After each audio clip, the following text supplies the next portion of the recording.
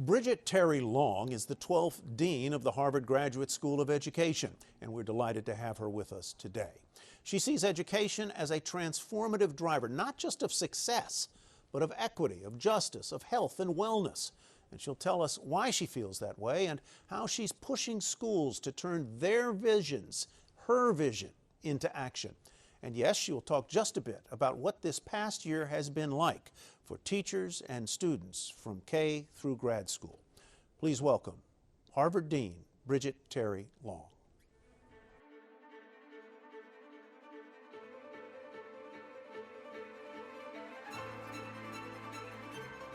Welcome. My name is Bridget Long, and I'm honored to be Dean of the Harvard Graduate School of Education. I'm delighted to be here with you today to share my thoughts and observations about the impact COVID has had on education. Second, perhaps only to public health, I cannot think of any other sector that has been more impacted by what we've been going through over the last year with COVID. So I'm going to share a bit about the challenges, the opportunities, and how COVID may impact the future of learning. To begin, as you can see from the slide, the COVID pandemic has created the largest disruption in education systems in history, affecting nearly 1.6 billion learners, according to the United Nations. The closure of schools and other learning spaces have impacted 94% of the world's student population, up to 99% of those students who are in low and lower middle income countries. Now, with the onset of COVID, one thing became crystal clear. Our education system does more than just focus on academics. As you can see on the slide, schools are more than just physical buildings that provide academic content. They provide regular access to food and health care. And educators do more than just stimulate minds. They provide critical social-emotional support and the safety of adult supervision. Community-based organizations also are important and are supports that we give to students and essential in supporting and protecting them beyond the school day. So to inject a little bit of humor in those early days for those of you who are parents or grandparents and all of a sudden had children home with you, I love this tweet by Shonda Rhimes, creator, head writer, and executive producer of Grey's Anatomy, Scandal, and the producer of Bridgerton, the hit on Netflix. As she writes, "Been homeschooling a 6-year-old and 8-year-old for 1 hour and 11 minutes. Teachers deserve to make $1 billion a year, or at least a week." So we quickly realized just how essential schools, teachers, our system is to making all of our lives work. And now, nearly a year later, education has undergone rapid change. Some would say education is in chaos. We see a constantly evolving array of school models, whether in-person, hybrid, fully remote, and there are continuous debates about whether to open or close schools. Will we ever return to normal? Should we even aspire to do that with all that has been exposed and all that we've learned?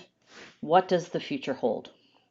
Well, for the rest of my presentation, I'm going to first summarize the major challenges facing education due to the COVID pandemic, share some of the major lessons from the last year, consider how the future of education might be quite different, and end by focusing on next steps.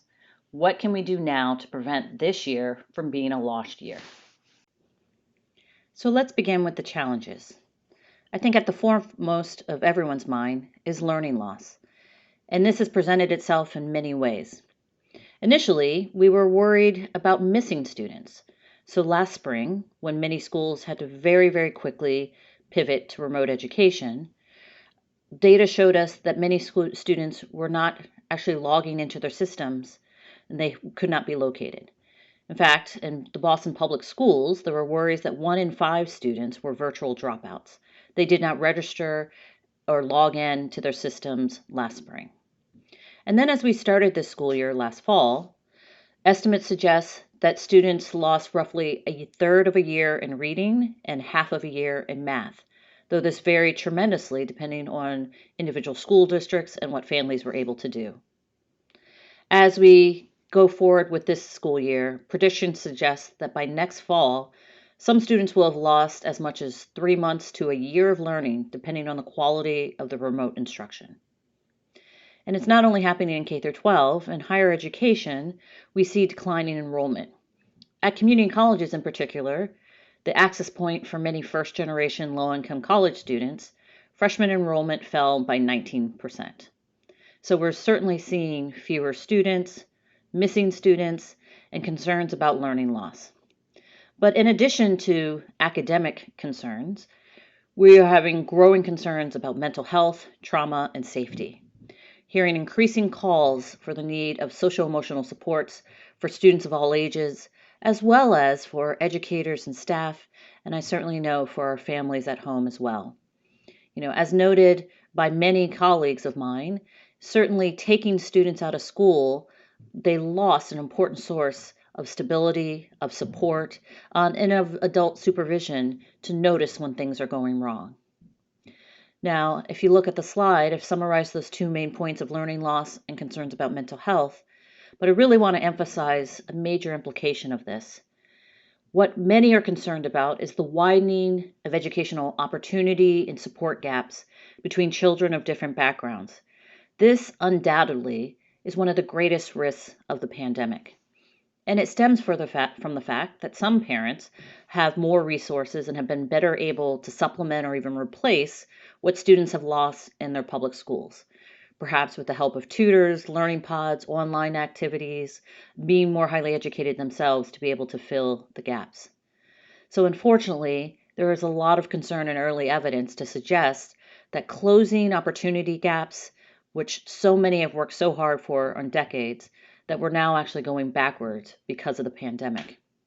In fact, research has found that disadvantaged students are much more likely than others to be engaged in remote schooling right now, and are less likely to be able to have day-to-day contact with their teachers. And this is certainly increasing the risk of them having less effective instruction and widening the achievement gap. Another big impact that COVID, though, is having on education is just straining the education system. If we consider teachers for a moment, and I know there are many in the audience, first of all, there are the health risks.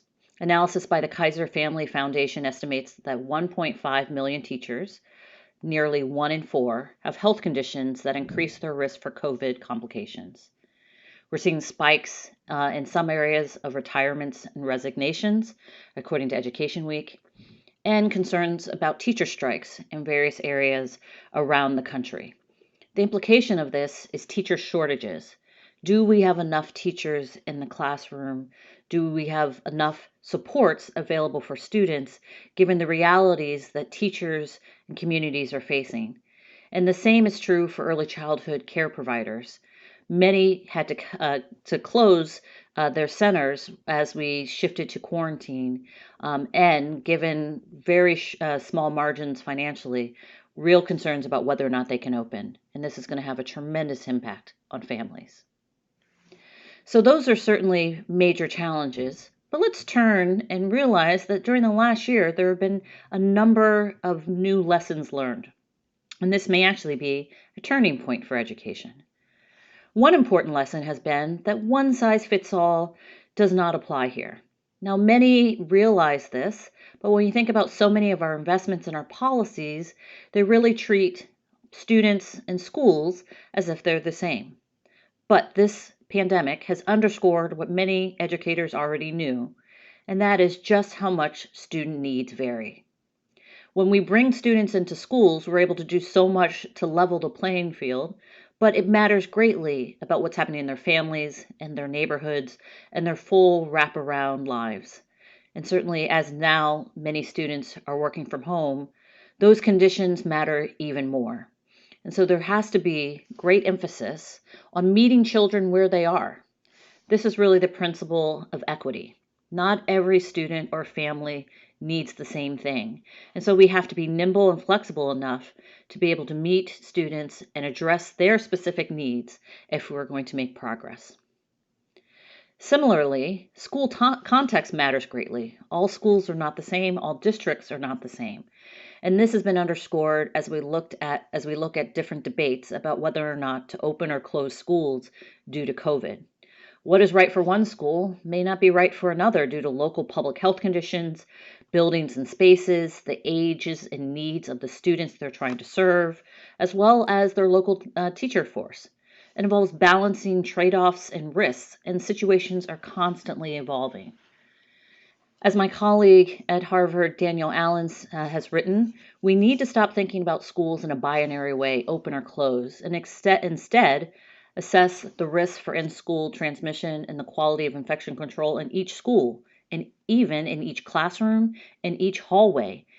This is looking and making many, many micro decisions rather than being able to say across the board what is possible for a school. So the first major lesson again has been one size does not fit all. The second is just how important it is to let go of old assumptions. If you look at the slide, I want to emphasize one thing that I told my students this year during orientation, and that is we're selling ourselves short if we only think of a school or university as a place, a spot on a map, rather than a group of dedicated people working towards the important mission of supporting learners. What COVID has done is made us stop and think, what is education? What is a school? Stated another way, we have to think about it more than just a physical building. This has caused a number of conversations and letting go of those old assumptions to say what really are our goals and how do we want to accomplish them. In many ways, COVID has pushed one of the greatest interventions in education for educators of all sorts of students, as well as staff, other staff, about being really explicit about the learning goals and supports we're trying to offer, and what does it mean to be a community, whether you're able to be physically together or you're remotely apart. It's also underscored the importance of very quickly being able to shift the assumptions that you're making and to bring in new knowledge and creativity.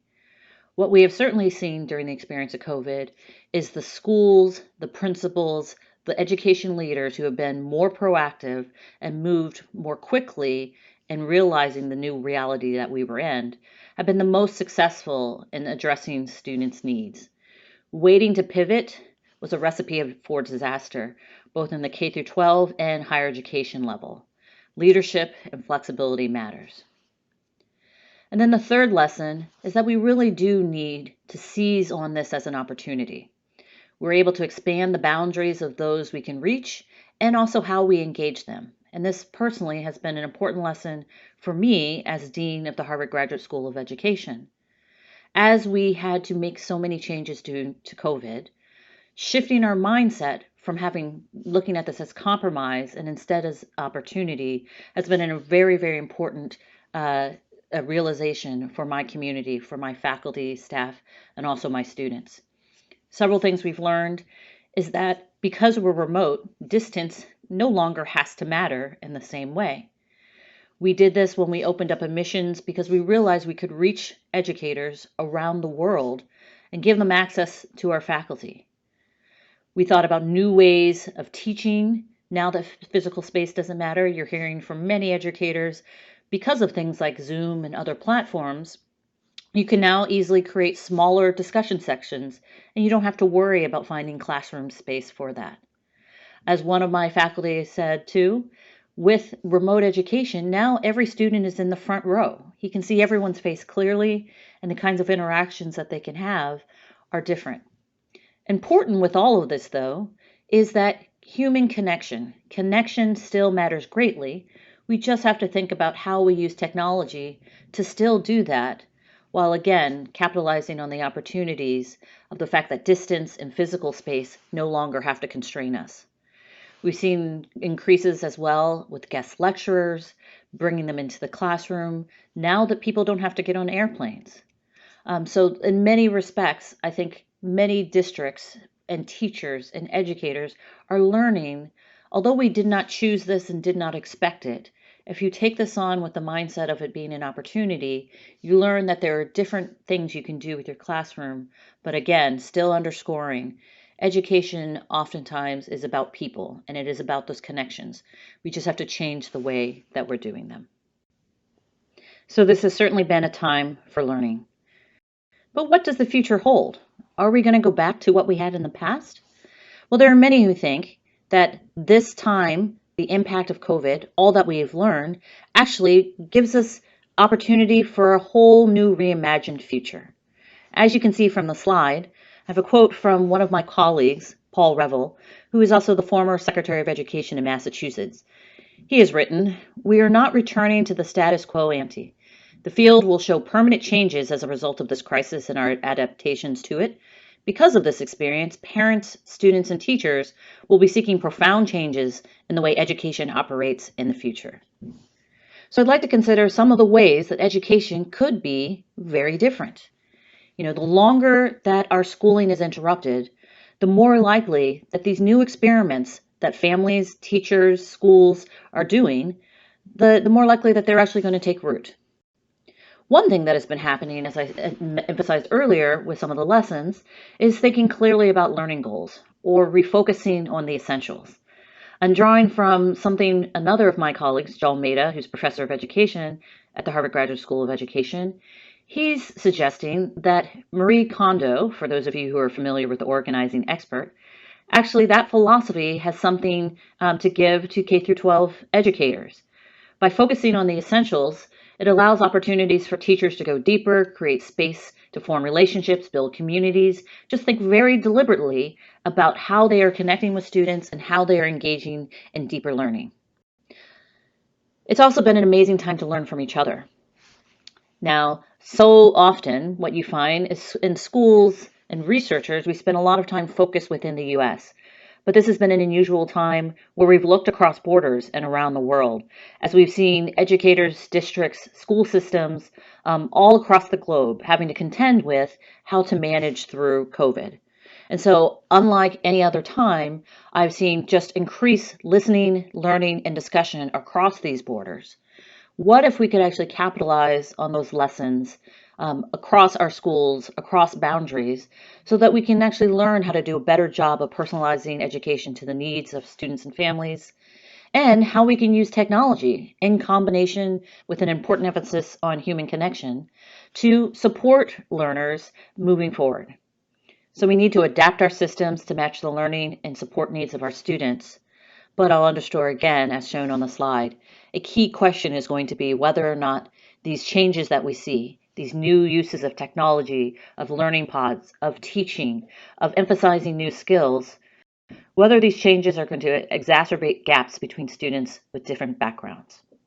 I'm hoping that we can take a more optimistic look, but that will take deliberate effort and commitment to make sure that the lessons learned and the gains that are possible from this incredible time are spread across all of our students. So finally, next steps. How do we ensure that this year is not a lost year? I am concerned by the fact that so many have kind of written off this academic year and accepted the fact that students may have learning loss. We still have time. We still have months left in this year, and you never want to give up on a child. There are so many things that we can do. So let me outline some of those ideas as we look forward. The first thing I want to underscore is that data are essential. We've gotten away of so much testing, and that was absolutely for the right reason. But as we look ahead, we have to think inclusively about all sorts of data so that we can assess the needs of different schools, of different students, so that we can meet them where they are, so that we can prioritize where we need to pay our attention first. We also need data so that we can learn from each other. Some schools, some classrooms, some educators have learned amazing things that they can do to support their students and continue to make gains. We need to be able to identify them and learn from them. So we need data to help us in our decision making and to really wrap our minds around where can we put our best efforts in order to help students, families, and schools. So capturing our lessons, assessing our needs, formative assessments for students, not high accountability assessments, but formative assessments where we can assess where they are with their needs, because again, teachers are confronting the fact that their students are not going to all be at the same level, depending on how they made the transition to remote education, what additional supports, what other things were going on in their individual families, so that we can, again, meet students where they are. And the federal government and state government have a unique role to play in this collection and sharing of information across borders to help us coordinate as we attack these very important problems. The second thing we need to do is increase learning time. Well, while we are remote, we're no longer constrained by bus schedules and travel. And I know for my own children, the concern that there maybe are not going to be any future snow days here in Boston because they will always have access to their teachers remotely. Now, I'm not sure if that is going to be the case, but again, we do need to think outside our traditional boundaries and let go of our regular assumptions. And in fact, you've already seen some school districts start to talk about extended school years. And summer is going to be a very important time when hopefully with vaccinations and turning the curve with COVID, along with more unstructured time, we'll be able to target learning and supports and make up for some of the learning losses during this year. But again, that will take throwing out old assumptions and thinking very creatively about how we extend learning time, weekends, summers, in multiple ways. Keeping in mind, though, that this is more than just about academics. We have to make investments in mental health and trauma supports. Includes those supports that we give to students, the training we give to teachers, the number of school counselors we have, the training and supports we give to school nurses, paraprofessionals, anyone who is in a school being better prepared to provide these services, but also realizing those teachers and staff need those supports as well. This has been a hard time for all of us and for all the parents and grandparents and families at home. Taking seriously the fact that we can't thrive academically if we don't have a strong foundation and support on mental health should cause us to give attention and investment to the training and space needed for those and very, very important needs. Next, we have to think really creatively about our capacity. As you can see, teachers are essential workers. There is no question. But we have to think beyond just teachers. And in fact, many parents and grandparents now are partners in this education system in ways that they have not been before. But let's think even more creatively than that. To draw upon a conversation I had with Jeffrey Canada, the founder of the Harlem Children's Zone, who is also a Harvard Graduate School of Education alumnus. One thing that was key in his model is in thinking beyond just those who are in the schools to thinking about the communities. And before I mentioned community-based organizations, thinking about corporations and business, thinking about older students tutoring younger students, college students in particular, many who took gap years, how they can be into the system. So we have to think creatively beyond schools to bring in the many, many people who I know want to help. So community-based organizations and partnerships, after-school programs, tutoring, this is a great way to bring people together with the effort of supporting our learners and helping them with their academics. So there are many things we can do, many approaches to make sure this isn't a lost year. And I hope that these activities, these investments will continue so that we can change what the future of education is going to be. But it will take commitment. It will take funding. And that's why so many of the important discussions right now are about how do we prioritize, how do we invest in the future, because our students will determine what is ahead for us. Certainly things like accelerated learning, high intensity tutoring have been shown. The evidence shows that those work in supporting students. But we have to make the commitment as a community to make those investments. And what I hope that we've all learned from COVID, again, is just how essential our education systems are for all of society. Just how essential our teachers, our principals, our instructors of all levels are to supporting families and students and communities in multiple ways. So that is my hope as we go forward, that we don't lose sight of that important lesson so that we can make the commitment and give the support needed to make sure we have a bright future ahead.